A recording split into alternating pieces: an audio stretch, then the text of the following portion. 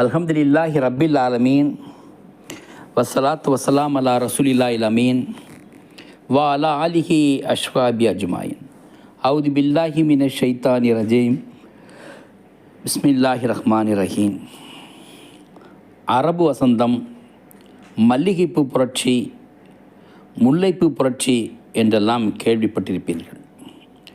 உலகில் உள்ள அரபு முஸ்லீம்கள் நாடுகளை தேர்ந்தெடுத்து ஜனநாயக புரட்சி, இஸ்லாமிய புரட்சி, ஏகாதிபத்தியத்திற்கு எதிரான புரட்சி என்ற பெயரில் அமெரிக்காவும் சவுதியும் இணைந்து ஏற்படுத்திய புரட்சிகள் தான் இவை.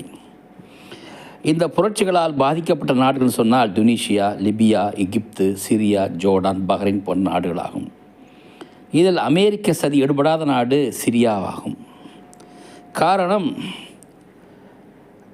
ஆட்சிக்கு ஆதரவாக ஈரானும் ரஷ்யாவும் களத்தில் இறங்கியதாலாகும். அமெரிக்க ஆயுத உதவியும் சவுதி மார்க்க உபதேசம் மற்றும் ஜிஹாதி அமைப்புகளை கொண்டு உருவாக்கி கொடுத்ததாகும். கடாஃபி, ஹோஸ்னி முபாரக், பஷர் அசாத்திற்கு எதிராக ஏகாதிபத்தியத்திற்கு எதிரான புரட்சி என்று வர்ணிக்கப்பட்டது. இந்த புரட்சியில் புரட்சியாளர்கள் வெற்றி பெற்ற நாடு துனிசியா, எகிப்து, லிபியா போன்ற நாடுகளாகும்.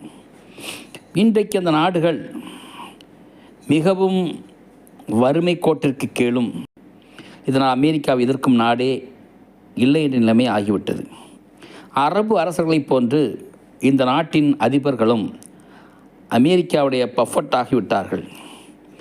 அமெரிக்காவை எதிர்க்கும் நாடு ஈரான் ஆகும். சிரியாவை ஆளும் பஷர் அசாத் ஷியா என்பதால் ஈரான் ஆதரவாக நிற்கின்றது. இந்த முல்லைப்பூ புரட்சிக்கு ஆட்பட்ட நாடுகளை இரு வகையில் அமெரிக்கா ஏமாற்றியது.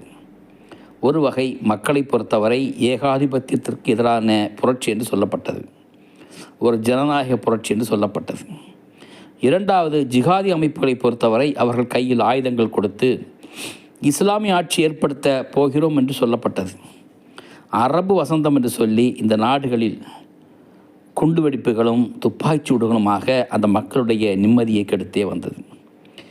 இந்த ஜிஹாதி அமைப்புகளுக்கும் குறிப்பாக இஹ்வான் முஸ்லீம் போன்ற அமைப்புகளுக்கும் தெரியாத ஒரு விஷயம், ஆயுதங்களை கொடுத்து நம்மை தூண்டிவிடும் சவுதி அரசு ஜனநாயக அரசா என்றால் இல்லை, இஸ்லாமிய கிலாஃபத் ஆட்சியா என்றால் அதுவும் இல்லை. இது பற்றி அவர் சிந்தனையில் அவர்களுக்கு அது பற்றி யோசிப்பதே அவர்கள் இல்லை.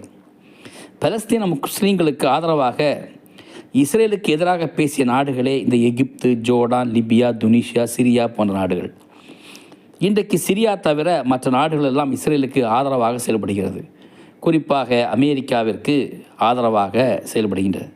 சிரியாவை தவிர மற்ற நாடுகள் எல்லாம் அமெரிக்காவிற்கும் இஸ்ரேலுக்கும் ஆதரவாக செயல்பட்டு வருகின்றன. இவர்கள் வலையில் சிக்காத நாடு சிரியா. காரணம், இந்த நாட்டினுடைய அதிபர் ஷியா இனத்தை சார்ந்தவர். அவருக்கு ஆதரவளிக்கக்கூடிய நாடும் ஈரானிய ஷியா நாடு ஆகும். இந்த சிரியாவை மட்டும் பார்ப்போமானால் 2011ஆம் ஆண்டு அலி அப்துல்லா எனும் சிறுவனை கொண்டுதான் புரட்சி தொடங்குகிறது. இன்டர்நெட்டில் இந்த சிறுவனுடைய பெயரானது மோவியா சியான்சே என்று போடப்பட்டுள்ளது. பொதுவாக மோவியா எனும் பெயரை விரும்பி யாரும் போடுவதில்லை. சுன்னத்துல் ஜமாத்தாக இருந்தாலும் சரி, வஹாபிகளாக இருந்தாலும் சரி, எஜீது மோவியாவை ரலியல்லாஹ் அன்ஹு என்று சொன்னாலும் தன்னுடைய பிள்ளைகளுக்கெல்லாம் இந்த பெயர்களை போடுவதே இல்லை. இருந்தும் சிரியா இளைஞனுக்கு அலி அப்துல்லா எனும் பெயர் அக்கால பத்திரிகைகள் வந்தாலும் மோவியா சியான்சே என்னும் பெயரிட்டு அழைப்பதற்கு காரணம், சிரியா புரட்சியை ஷியா புரட்சியாக வெளிக்காட்ட வேண்டும் என்பதற்கே ஆகும். ஷியாவிற்கு எதிராக செயல்படக்கூடியவர் மோவியா என்னும் பெயரிலே. அந்த பெயரை கொண்டுதான் இந்த பையன் புரட்சியை ஆரம்பித்ததாக இன்டர்நெட்டில் பார்க்க முடிகிறது. ஏனென்றால் ஷியாக்களை பொறுத்தவரை மோவியா என்று சொன்னாலே அவனுடைய பெயரை கேட்ட காரித்தான் துப்புவார்கள். முல்லைப்பூ புரட்சி, இந்த புரட்சியை புரட்சி என்று வஹாபிகளும் வஹாபிய வலையில் சிக்கிய சன்னி ஜமாத் அறிஞர்களும் கூறுவார்கள். இந்த உண்மையிலே இந்த முல்லைப்பூ புரட்சி புரட்சியா அல்லது ஃபித்னாவா என்றுதான் விளங்க வேண்டும். நபிகள் நாயகம் ஸல்லல்லாஹு அலைஹி வஸல்லம் அவர்கள் ஃபித்னா ஏற்படும், அது உலகம் முழுவதும் ஏற்படும், இதனை ஃபித்னத்துல் துஹைமா என்றார்கள். இது ஈராக்கை தாக்கும், பின் மிஸ்ரை தாக்கும் என்று சொன்னார்கள். அதுபோல் ஈராக்கில் சதாம் ஹுசைன், எகிப்தில் ஹோஸ்னி முபாரக்கும் மாற்றப்பட்டார்கள். பின் சைலம் ஃபித்னா நடக்கும் என்றார்கள். இது ஷாமில் சிரியாவில் நடக்கும் என்றார்கள். அது சிறுவனை கொண்டு துவங்கும். இந்த ஃபித்னாவானது 12 அல்லது 18 ஆண்டுகள் நீடிக்கும். இந்த ஃபித்னாவை மெஹதி வந்து தான் நிறுத்துவார் என்று சொல்லக்கூடிய ஹதீஸானது கிதாபுல் ஃபித்னில் நோய்ம் இப்னு ஹம்மாதுடைய கிதாபுல் ஃபித்னில் இந்த ஹதீஸ் இடம்பெற்றிருக்கிறது. இந்த ஃபித்னாவால் இதனால் மேற்கு மேலோங்கும், கிழக்கு தாழ்வடையும் என்று சொன்னார்கள். இப்னு அப்பாஸ் ரலியல்லாஹு அன்ஹு அறிவிக்கிறார்கள், ஷாமில் மேற்கிலிருந்தும் கிழக்கிலிருந்தும் படைகள் வந்து இறங்குமானால் அப்போது நான் துனியாவில் வாழ்வதை விட கபரில் வாழ்வதையே விரும்புகிறேன் என்று சொன்னார்கள். அந்த அளவிற்கு ஷாமிலே, குறிப்பாக சிரியாவிலே மிகப்பெரிய கலவரம் நடக்கும் என்று சொல்லியிருக்கின்றார்கள். இந்த சைலம் ஃபித்னா வந்து விட்டால் அது நீடிக்கும். வானத்திலிருந்து ஒரு அழைப்பாளர் வரும் வரை நிற்கவே நிற்காது என்று அல்லாஹ்வுடைய திருத்தூதர் சொல்லியிருக்கின்றார்கள். இதோ உங்கள் அமீர் வந்து விட்டார், அவருக்கு பையத் செய்யுங்கள் என்று வானவர் ஒருவர் காபாவில் நின்று கூறுவார் என்று ஹதீஸ்களில் மிக தெளிவாக சொல்லப்பட்டிருக்கிறது. கிதாபுல் ஃபித்னிலே இந்த ஹதீஸும் வருகிறது. ஃபித்னத்துல் சூஃபியான் என்னும் பொய் தஜ்ஜால், அதாவது சூஃபியான் சொல்லக்கூடிய வருவான், அவன் சிரியா ஆட்சி செய்வான் ஹதீஸும் இருக்கிறது. அவன் இஸ்ரேலை வெற்றி கொள்வது போல் ஒரு பொய் தோற்றத்தை ஏற்படுவான், இதனால் யாரும் ஏமாந்து விடாது என்று சொல்ல ஹதீஸும் இருக்கிறது. இந்த சுஃபியானுடைய படையாளர் பைதா என்னும் இடத்தில் பூமி விழுங்கும் என்றும் ஹதீஸில் வருகிறது. ஆக இப்போது நீங்கள் ஒரு விஷயத்தை விளங்கிக் கொள்ளுங்கள். அரபு வசந்தம், முல்லைப்பு புரட்சி என்பது புரட்சியா அல்லது ஃபித்னாவா என்று. அல்லாஹ்வுடைய திருத்தூதர் நபிகள் நாயகம் ஸல்லல்லாஹு அலைஹி வஸல்லம் அவர்கள் ஆப்பிரிக்கா ஈராக்கில் நடைபெற்ற கலவரத்தை ஃபித்னத் துகைமான் என்றும் சிரியாவுடைய ஃபித்னாவை ஃபித்னத்துல் சைலம் என்றும் கூறியுள்ளார்கள். இந்த சிரியா ஃபித்னாவை உருவாக்கியது சிறுவன் அலி அப்துல்லா மோவியா சாஸ்னி ஆவான். அல்லாஹ்வுடைய திருத்தூதர் அவர்கள் அந்த சிறுவன் தொடங்கியது ஃபித்னா என்று சொல்லும் பொழுது உண்மை முஸ்லீம்கள் ஆதரவு தெரிவிக்கவே மாட்டார்கள். வஹாபிய ஜும்மா மேடைகளாக இருந்தாலும் சரி, சுன்னத் வல் ஜமாத் ஜும்மா மேடைகளாக இருந்தாலும் சரி, பஷர் அல் அசாத்தையும் அவனுடைய ஆட்சியும் சபித்து குறை கூறக்கூடிய பயான்கள் பல நிகழ்த்தியும் இருக்கின்றார்கள்.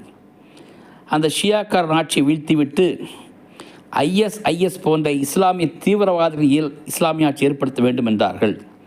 2011களில் பஷர் அசாத்திற்கு எதிராக ஏராளமான ஜும்மா பயன்கள் நடந்ததுண்டு. பஷர் அசாத்திற்கு ஆதரவாக ரஷ்யா, ஈரான், ஹிஸ்புல்லா களம் இறங்கியது.